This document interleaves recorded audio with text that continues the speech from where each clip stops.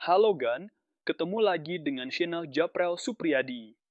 Jangan lupa subscribe, like, dan share ya Gan. Semoga Agan sehat, lancar rezekinya, dan selalu dalam lindungannya. Amin. Perintah Kaisar Naga. Selamat mendengarkan. Pria parubaya itu segera menundukkan kepalanya dan membela diri. Penyihir, kedua manusia ini menerobos masuk ke istana iblis hitamku dan membunuh orang-orang kami. Aku hanya ingin memberi mereka pelajaran. Memberi mereka pelajaran. Wanita itu mencibir, kalau aku tidak datang tepat waktu, apa kau akan membunuh mereka? Begitu saja. Dahi Jenderal Setan Hitam dipenuhi keringat dingin dan dia tidak berani mengatakan apapun lagi.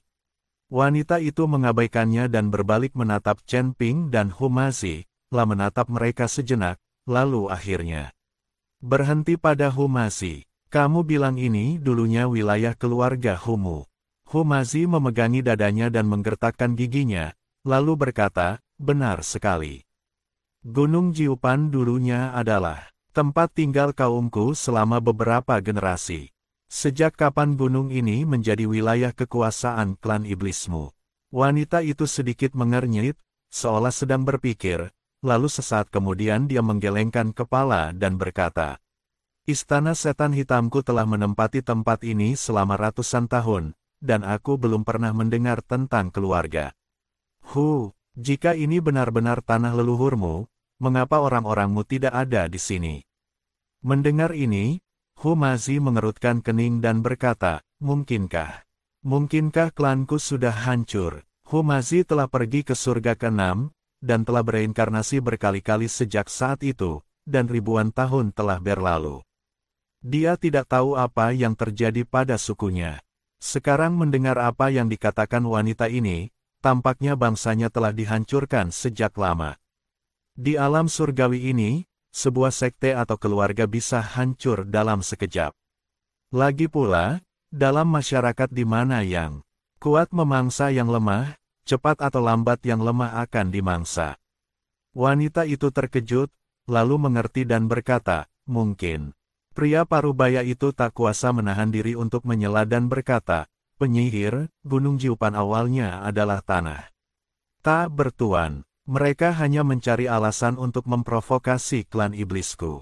Apa kau pikir ini wilayah mereka hanya karena mereka mengarang alasan sembarangan? Diam, teriak wanita itu dingin, dan pria parubaya itu tiba-tiba terdiam.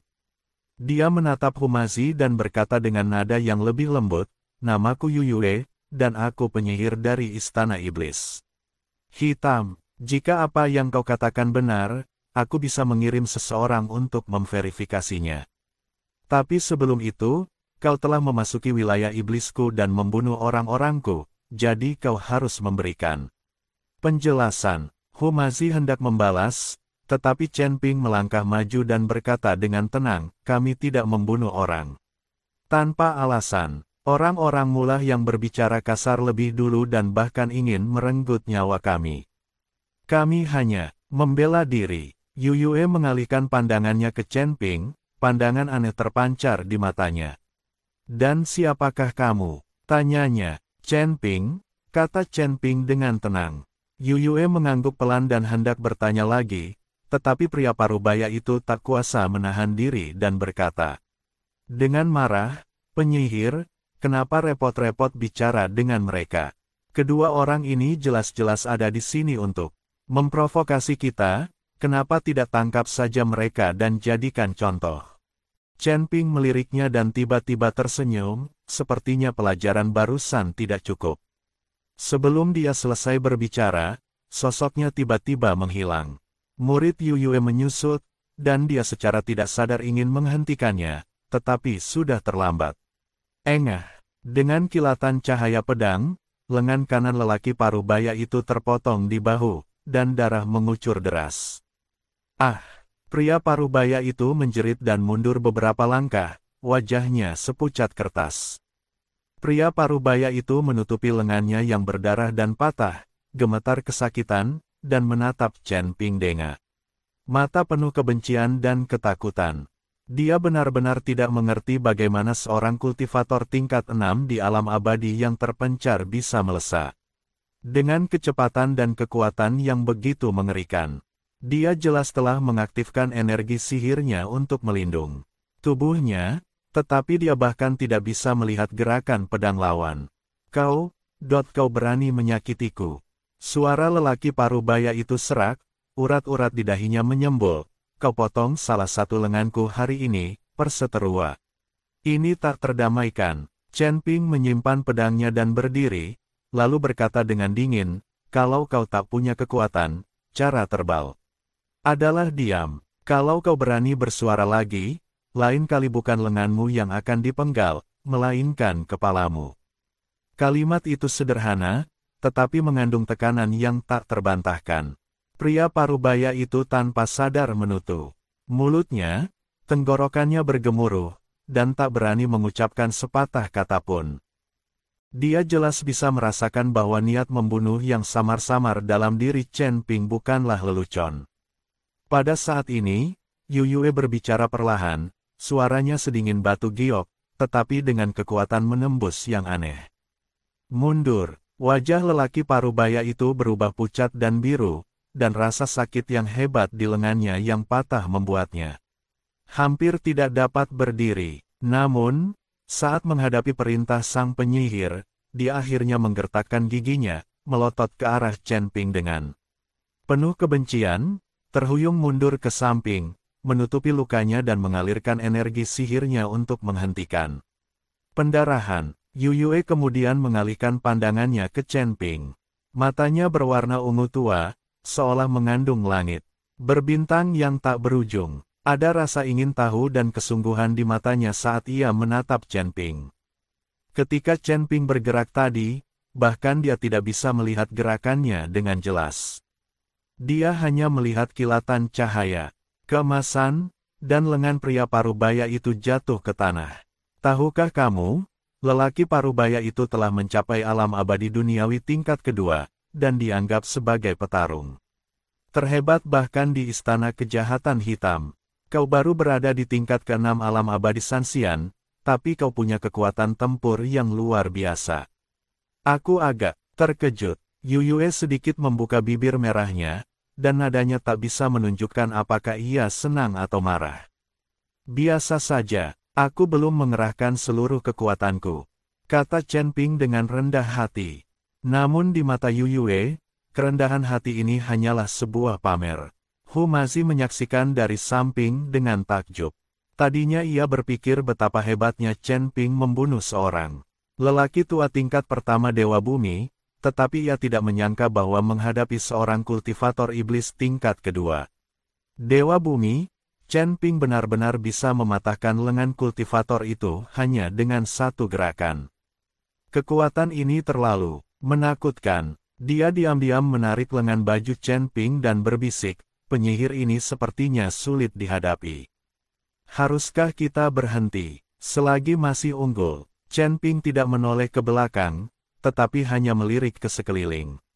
Saat Yu Yue muncul tadi, fluktuasi spasialnya sangat kuat. Jelas sekali bahwa ia telah menguasai beberapa teknik rahasia spasial tingkat tinggi, dan dari kedalaman Gunung Jiupan, terpancar aura samar yang tak lebih lemah dari Yu Yue. Jelaslah bahwa istana iblis jahat hitam jauh lebih kuat daripada yang terlihat saat ini. Yu Yue merenung sejenak dan berkata, mungkin ada kesalahpahaman. Bagaimana kalau begini, kau bisa ikut aku, kembali ke istana iblis hitam dan aku akan mengirim seseorang untuk menyelidiki masalah keluarga Hu. Jika ini benar-benar tanah leluhurmu, aku, istana iblis hitam, akan memberimu penjelasan. Hu Mazi dan Chen Ping saling memandang dan mengangguk. Baiklah, kami akan pergi bersamamu, kata Hu Mazi. Yu Yue tersenyum kecil, berbalik dan berjalan menuju pegunungan. Mengikuti Yu Yue jauh ke dalam Gunung Jiupan, Chen Ping dan Hu Mazi segera tiba di depan sebuah istana hitam yang menjulang tinggi. Istana itu seluruhnya terbuat dari obsidian dan memancarkan aura dingin. Energi iblis menyelimuti sekelilingnya, dan ratapan melengking samar-samar terdengar, seolah-olah jiwa-jiwa yang tak terhitung jumlahnya terperangkap di dalamnya. Apakah ini istana setan hitam? Humazi mengerutkan kening dan berkata, tempat tinggal suku saya saat itu tidak begitu suram.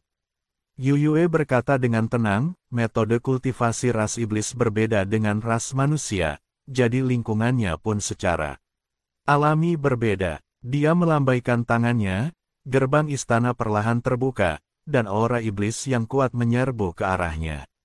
Ekspresi Chen Ping tetap tidak berubah, tetapi Humazi tidak dapat menahan diri untuk menggigil.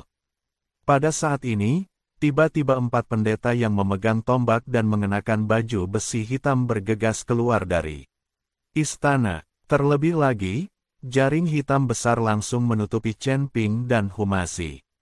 Humazi terkejut, sementara Chen Ping mengerutkan kening dan wajahnya menjadi sangat jelek. Wajah Yuyue juga berubah sangat buruk. Tepat ketika dia hendak berbicara, dia melihat seorang lelaki tua perlahan menaiki tangga batu aula, dan di sebelah lelaki tua itu berdiri seorang pria paruh baya dengan lengan patah. 2 manusia kecil berani. Pria paruh baya itu menatap Chen Ping dan Humazi dengan sarkasme. Namun sebelum dia bisa menyelesaikan kata-katanya, sebuah cahaya keemasan menyambar dan kepala pria paruh baya itu melayang. Jaring hitam yang menyelimuti Chen Ping dan yang lainnya telah hancur pada suatu titik, dan Chen Ping, yang memegang pedang pembunuh naga, berkata dengan suara dingin, aku paling benci orang yang bersikap dingin di hadapanku. Orang tua itu menyaksikan kepala pria paruh baya itu menggelinding ke tanah, darah panas muncrat ke jubah hitamnya. Dan bau darah yang menyengat langsung memenuhi udara. Lancang. Orang tua itu meraung dengan marah, suaranya seperti guntur yang meledak di depan istana, dan energi iblis di sekelilingnya tiba-tiba melonjak. Langit yang awalnya suram tampak ternoda tinta, dan angin kencang meniup kerikil, bahkan udara menjadi lengket dan dingin. Cahaya merah yang mengerikan keluar dari rongga matanya yang dalam, dan dia menatap Chen Ping seolah ingin memakannya hidup-hidup. Istana setan hitam tidak akan pernah membiarkan anak muda sepertimu menjadi liar. Pria tua itu memegang tongkat tulang berwarna hijau tua di tangannya, dengan kristal merah darah yang berdenyut di atasnya. Tangkap orang gila ini dan potong-potong dia. Saat kata-katanya diucapkan, 4 pendeta berbaju besi hitam yang memegang tombak meraung serempak. Aura seorang dewa bumi tingkat pertama menyeruak keluar dari tubuhnya. Ujung senjatanya memancarkan cahaya dingin saat dia menikam Chen Ping dengan ganas. Gerakan mereka sangat serasi, dan bayangan senjata mereka terjalin menjadi jaring pembunuh yang tak tertembus. Mereka jelas merupakan sekelompok regu pembunuh yang telah bekerja sama selama bertahun-tahun. Humazi tanpa sadar meraih beberapa jimat, jantungnya berdebar kencang. Aura keempat prajurit ini bahkan lebih kuat daripada lelaki tua yang terbunuh sebelumnya. Ketika mereka berempat bergabung, bahkan seorang kultivator tingkat kedua alam abadi bumi pun harus menghindari mereka untuk sementara waktu.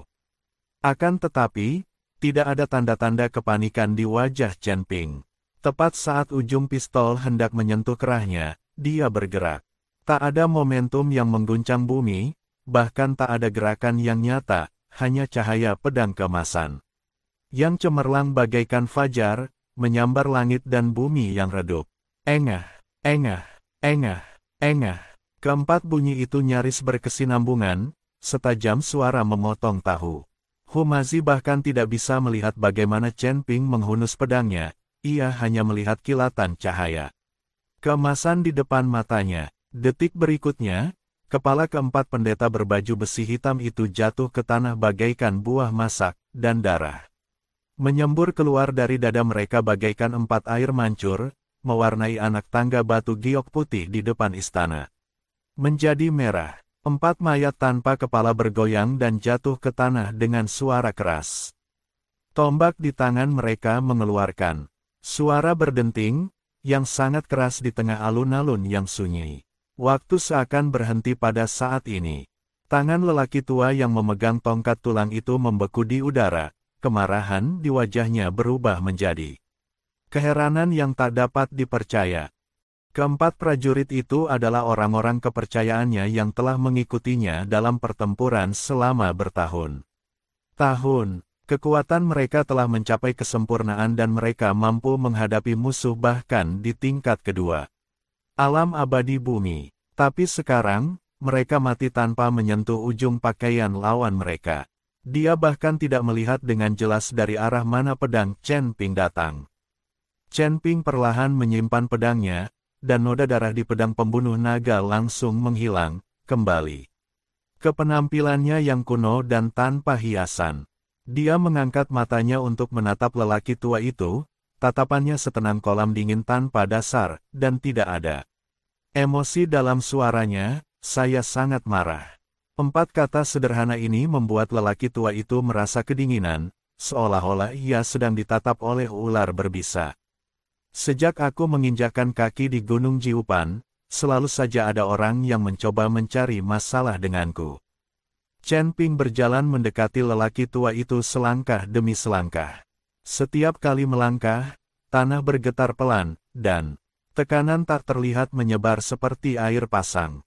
Aku baru saja memotong lengannya sebagai peringatan. Aku akan membunuhnya sekarang karena dia tidak belajar dari kesalahannya. Dia berhenti, hanya berjarak 10 langkah dari lelaki tua itu, dan pandangannya tertuju pada wajah keriput lelaki tua itu. Kamu punya 2 pilihan sekarang, berdiri diam, atau kepala berikutnya akan menjadi milikmu. Tenggorokan lelaki tua itu berguling, dan jari-jari yang memegang tongkat tulang berubah putih karena kekuatan itu. Dia telah hidup selama hampir 1000 tahun. Badai dan ombak macam apa yang belum pernah dia lihat. Namun saya belum pernah merasakan ketakutan seperti sekarang. Tatapan mata Chen Ping begitu tenang seolah-olah ia sedang menyatakan fakta yang sudah pasti. Niat membunuh yang tersembunyi di balik ketenangan ini jauh lebih mengerikan daripada raungan histeris apapun. Bersambung, nantikan kisah berikutnya.